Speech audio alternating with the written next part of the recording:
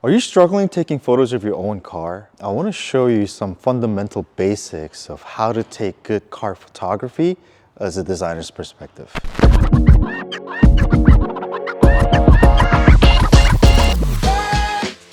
So this is how I always think about it when looking at car photography. For me, as a designer, it's always so important that the car has to look low, wide, and sleek. Why low, wide, and sleek is so important to me? Because these are the fundamentals of the car. Lower car goes faster from A to B because there's less air resistance. Wider car, there's better grip on track. It goes better on corners faster. And sleek, of course, these are the same attributes that it goes faster from A to B because there's less air resistance. How do we make these cars look low, wide, and sleek in photography? For me, there's different perspectives of how to make the car look low, but the angles that I really like to show on a car to make it seem low is to take the car from lower angle. And the reason why is because you gotta think of this as a box. This is a box. A car, if you look from top, it's a pure rectangle with some corners. But if you take a photo from lower, what happens is you get a perspective of this. And then the greenhouse looks way more smaller. So you get a visual effect of the car being low. Versus if you don't have a lot of perspective, let's say I draw a box like this, then the greenhouse, the head appears much bigger. Second of all, the wide, especially when you take photos from direct rear or direct front, you want to make sure that you see the tires as much as possible.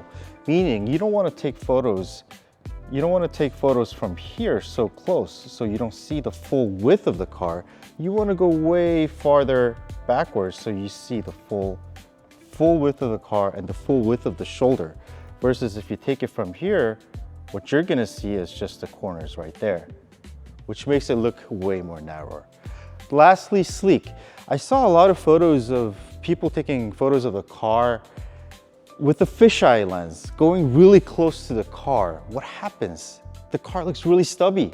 The wheels look crooked. The perspective is like this. You're not seeing the full length of the car, but you're only seeing the corners of the car. What you really want to do when you take a side view, you want to make it look sleek and long. You want to go farthest as possible so you can capture the whole length of the car, the whole silhouette, the whole Y0 of the car. More than 90% of the photos that comes out, official photos of the OEM, they take side views from like 50 meters away. That's because they want to capture the sleekness, the longness, the lowness of the car.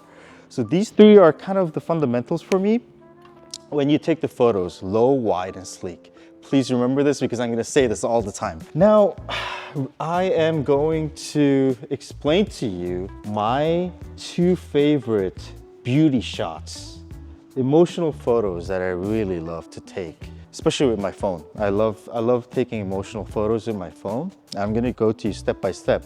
But before I take photos of the car, I wanna explain to you the fundamentals of how to make the car look emotional. You gotta understand the functionality or the history of the car. In the 1930s, if you look at the Autobahn career, there was a car that looked like this. It looks like a land yacht.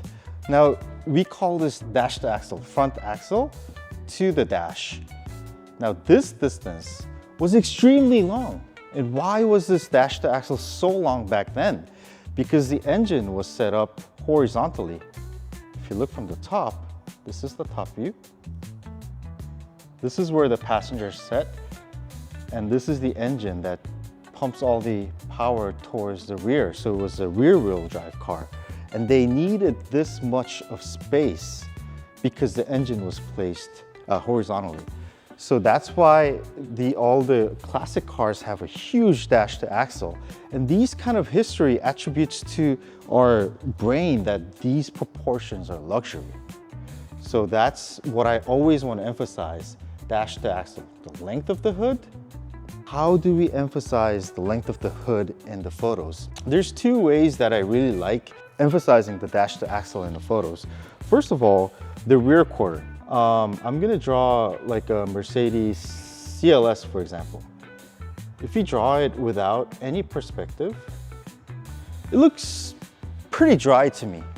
Now, this dash to axle doesn't look that extreme, but how are we gonna emphasize that? This is taken as a photo of a box like this.